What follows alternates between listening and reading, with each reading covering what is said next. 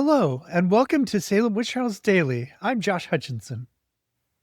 Hi, I'm Sarah Jack. We're stepping away from the courtroom and into the kitchen and the hearth to talk about something that was strictly forbidden by the ministers, but practiced by almost all the people: folk magic. When we think of the Salem Witch Trials, we often think of the accused witches supposedly signing the devil's book. But the reality is that the accusers and the neighbors were often the ones using magic. They called it countermagic, or what historian Emerson Baker calls the home security system of colonial America. In a world where you believed a neighbor could hurt your livestock or your children just by looking at them, you needed protection. And one of the most common methods was the witch bottle. This was a very specific recipe. We know from accounts like the incident at the Walton Tavern in New Hampshire that people would take a bottle and fill it with urine, usually the victim's urine, along with pins, nails, or other sharp metal objects. This sympathetic magic was believed to be the magic link between the witch and the victim. By boiling this urine and pin mixture or burying it under the hearth, it was believed to inflict pain on the witch who may have cast a spell or curse, tormenting the tormentor until they revealed themselves or the curse broke. We even see this in the Salem records. Roger Toothaker, a folk healer who died in prison during the trials, famously claimed he had taught his daughter how to kill a witch by boiling urine. It wasn't just bottles. If you visit historic homes in New England, you might find old shoes concealed in the walls, near chimneys or doors. They believed witches entered through portals, doorways, windows, and especially chimneys. So they would hide objects like shoes or even desiccated cats in the walls to distract or trap the evil spirit before it could enter the room.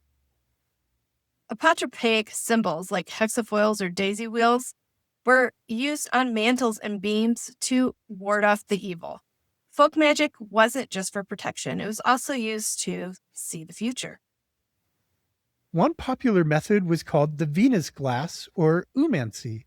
This involved dropping an egg white into a glass of water, and the shape of the egg white was supposed to resemble the tool of the trade of your future husband, so you could see who you're going to wed by what he used at his work. Very fascinating.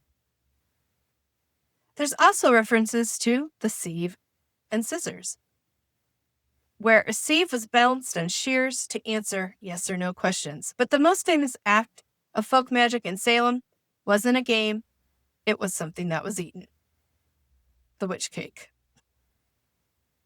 The witch cake is the spark that Samuel Parris claimed raised the devil in Salem. In late February 1692, a neighbor named Mary Sibley instructed Parris's enslaved servants, Tituba and John Indian, on how to make this English counter-magic cake. They took rye meal and mixed it with the urine of Betty and Abigail, baked it in the ashes, and fed it to a lucky dog. The theory was that lucky dog is a common familiar for the devil. By feeding the dog the cake containing the victim's essence, it would hurt the witch and force her to reveal herself. It backfired, of course. Instead of stopping the afflictions, the girl started naming witches immediately after. This is an example that even though folk magic was publicly condemned, it was a very popular behavior in the culture. If you want to learn more about the objects found in walls, specific spells used, other ways that folk magic was used, on the thing about witch hunts, we have episodes with Emerson Baker and Maya Rook that you will want to check out. Come back and join us tomorrow when we look at the primary sources, the direct records of the Salem witch trials.